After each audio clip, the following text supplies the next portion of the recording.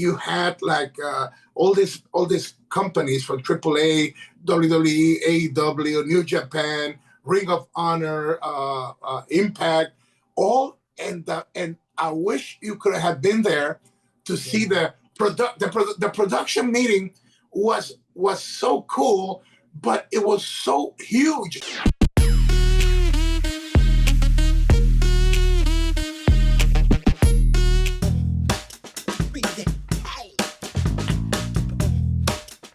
"2022 has been a very, very interesting year, to say the least. Vince McMahon retired from pro wrestling. He changed the landscape of the industry forever. Ric Flair called it quits after a legendary career. And now I have the honor in this exclusive interview to speak to Mr. Hugo Savinovich, who has had a career spanning so many decades, who will wrestle his final match in November this year. Welcome back to Sportskeeda Wrestling again, Mr. Savinovich. How's it going? ¡Atangana! ¡Ahí está! ¡Psycho Clown viene! ¡Viene de la cuerda! ¡La plancha cruzada! ¡Soy la aquí la cuenta! 1, 2, por poquito! Doing good, and so happy to be with you in Sportskeeda. You already know me, so I love people that do what they do and do it in excellence. So to be around your guys in Sportskeeda is like, yes, because that's what we want to inspire for other people that do what we do. Man, just kick butt and do things in the excellence and not to be a hater because you have the power of a pen or a mic to go, worldwide in the different media. So I like this and I like you guys very much. So it's an honor to be back. I think that every time we do this, we educate our fellow people in different media, and also we educate the fans to shoot and expect better, because that way our industry will be saved from people that don't like what we do and they're just there for the money. Right, absolutely. And the respect obviously goes both ways. I am a huge fan of yours. And so it is my absolute honor to speak about your last match. Tell us about, you were telling me off camera, about this decade-long rivalry you have with El Profe. Could you please tell our audience who might not have followed about this? Yes, coming from the background, my background is I'm from South America, from Ecuador, and I came into the rough streets of the Bronx, New York in 1970 and broke in as a professional wrestler when I was 14 years old. Was told by a famous wrestler and Latino promoter at that time, 4 minutes before I went into the ring, "Hugo, what the heck are you doing here? You don't belong in lucha, you don't belong in wrestling, you don't have the talent, you're wasting our time." That was like 4 minutes before I was going in the ring to debut as a mask, Pantera Asesina. And I learned back then that you gotta make decisions in life, and I could have listened to the gentleman, or in my rookiness just said, no, I cannot let him destroy my dreams.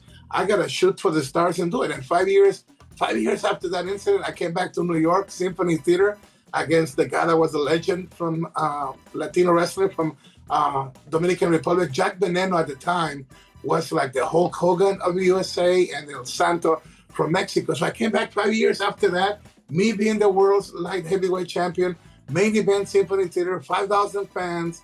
It was like an angle of a draw. And then I came back months after and I dropped the belt to him. That guy came to my dressing room and said, I apologize. I was wrong. And I think that's been part of my life, always proving people wrong. And not because that's what I wanted, but because I loved wrestling since I was like 5 years old in Ecuador. So this thing with a Profe, it's a crazy story because it's like a storyline, but it's also a shoot.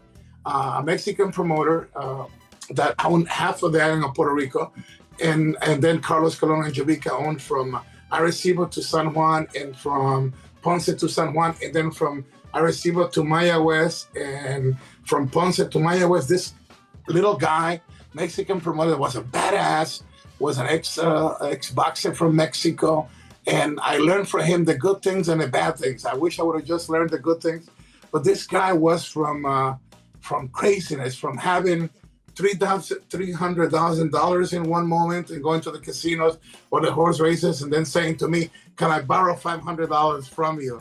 So this was my mentors. Arturo Mendoza was perhaps, in my view, one of the best play-by-play in Spanish. In a way, he was like Vince Jr. Many people remember Vince as just the guy that took his father's dream, original dream, and made it a monster of a company like WWF, and before was Worldwide Wrestling Federation. And this guy Arturo Mendoza was that good with the microphone, and he taught me how to make the microphone an extension of your soul and just deliver a good storytelling, respecting the people in the ring. And I believe that's just all coming into November 5th. My last match with a guy that was like the top star. He didn't have a mask back then, but him and Chicky Star were like the team. And then Steve King, who worked for Vince's father, asked Steve King, but in Spanish circles, he was Chief Cherokee, and me, where I was Babyface Savinovich. We kind of like passed him in popularity, and he hated me as a shoot from that moment on. And as years went by, I had the opportunity to produce him, make him big, managing Savio Vega, who worked there as TNT, and made him huge, but that never changed the fact that we didn't tolerate each other. So first match came, I won that first match. Second, sold out house, Roberto Clemente Coliseum. He beat me by that match hair, my hair against his mask. And it took 30 years, brother, to have this third match. And it's gonna be like a combination of a shoot and a storyline where there's no rematches, and we're gonna hit each other freaking hard. And that was it. That was it. That was the whole idea. Not doing something because we want to do a rematch. That's it. One night, Humacao Arena, and it's called Demon Mania, the final battle, Batalla Final, because it honors Blue Demon and Blue Demon Jr. The card is fantastic card with the legend of LA Park against Blue Demon Jr. My match is like the hook of the card, but it's pretty much solid. And we want to just give the people that nostalgia of when wrestling in Puerto Rico was one of the top territories in the whole world. So my thing is to do my last match, but give the fans the best show on November 5th. That's my intentions. Amazing. No, I mean, it's interesting that you mentioned wrestling in Puerto Rico, because we were talking about Ric Flair's last match off the air right before this. Ric Flair came to Puerto Rico, and he, after his last match, he traded chops with Carlos Colon, right? Do you think he's had his last match? And I mean, part two, I guess, of this question is that what makes people like you have nothing to prove. Ric Flair has nothing to prove, certainly. Why do you guys want to compete? Yeah. I'd like to just spend a few seconds on having Rick asked Conrad and Jeff Jarrett that he wanted Carlos Cabrera and Hugo Savinovich to do the play-by-play. That night, just to tell you, it was such an impossible thing that I don't care how much money you had, unless you were Ric Flair, you were never pulled off a night of having AAA stars there, New Japan Pro Wrestling stars there, AEW, one of the bosses of live events of WWE, Jeff Jarrett, and you had like all these companies from AAA, WWE, AEW, New Japan, Ring of Honor, Impact, all, and I wish you could have been there to see the production meeting was so cool, but it was so huge because of all the representatives from each company that they were standing room only in a production meeting. And you look around and you see, how did Ric Flair pull it off? Having for his last match, people that hate each other, that don't do business together in one night. And I think that's what Ric Flair is. And he went to Puerto Rico and gave the fans at the time where Puerto Rican fans will literally just go into a passionate passionate state of mind. Like the wrestling there is like a baby face. Like Carlos Colon threw a punch and everything was like, fwa, fwa, fwa. And this is like the whole stadium. And Flair's blonde hair going back and then the blood and then Carlos Colon hitting him. And recently, like you mentioned, after his retirement, he went with his son-in-law, Andrade, to Puerto Rico. And at one point, Carlos Colon, the legend, a part of the WWE Hall of Famer, of course, you know, Carlos has been hit hard by different things. But still, even at that moment, just going after Flair just revived the audience and the nostalgia of this classic. So I think it's good. I just pray, hope that Flair doesn't have to do more matches in the ring. I hope that was his last match, because I believe in a way it was like with the AJ Styles and Undertaker, that film type of match that Undertaker didn't plan then he was going to retire. But it was so freaking awesome what they did and the hours they spent to do that Boneyard, I believe, match, something they call it at that time, that Undertaker, after he saw it, he said, why the heck go for a retirement match? That was it. So I'm hoping that Flair feels that way, because he has nothing to prove. I mean, the guy, I drank with him.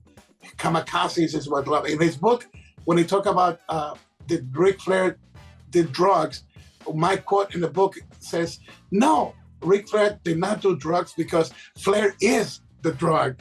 You know, Flair is the drug. He smiles at you and you fall into this adventure that has lasted for so many years. From this was the first guy in my life in the wrestling industry that I saw give a $500 tip. That was the man, and I was in charge of bringing him to the Dominican Republic and prove that Dominican Republic could be the place to get all this beautiful talent in. And Flair went in with the condition that I would be like next to him in the business transactions and all of that. And that was also like a scary thing, because it was supposed to go a draw and something happened with the timekeeper. I believe it was he didn't do the right way, and people knew that the time had not elapsed, and you had like 21,000 people at the Palacio de los Deportes.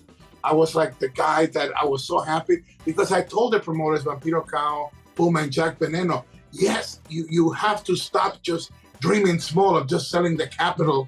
A big show, we got to start doing bigger things. And Flair was the living proof that you could have an NWA champion coming in and having that match. And when they blew it with the draw, Puma, one of the owners, he had to go and break the chronometer, the clock, and the people wanted to riot. And Flair said, "Give him the belt, give him the championship." You know the controversy behind that thing, that the championship changed hands, but officially in NWA history it never happened.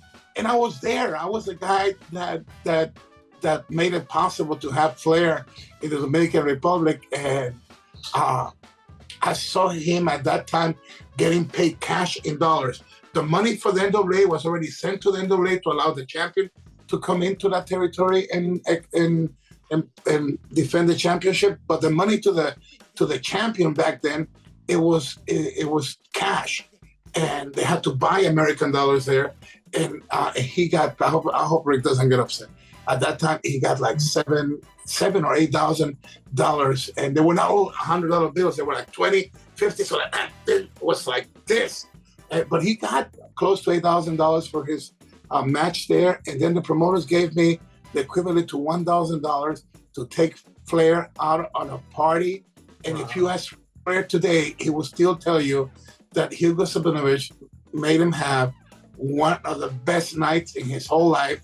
And I got away, when you talk about that movie, The Pirates of the Caribbean, at the time I was so freaking wild that I made the Pirates of the Caribbean look like a little kid's movie, because I used to get away with so much stuff, because the abiding people from the law loved me and the outlaws loved me. I used to get along with everybody. Whoever was my friend could get away with stuff. And still today, if you have the opportunity to ask Rick about Dominican Republic, one day before the big convention, NWA, in San Juan, Puerto Rico, he will tell you, Hugo, made me have one of the best times in my life. And this, to me, that is, I feel proud of that I made one of my friends and one of the legends of our business have like the best time.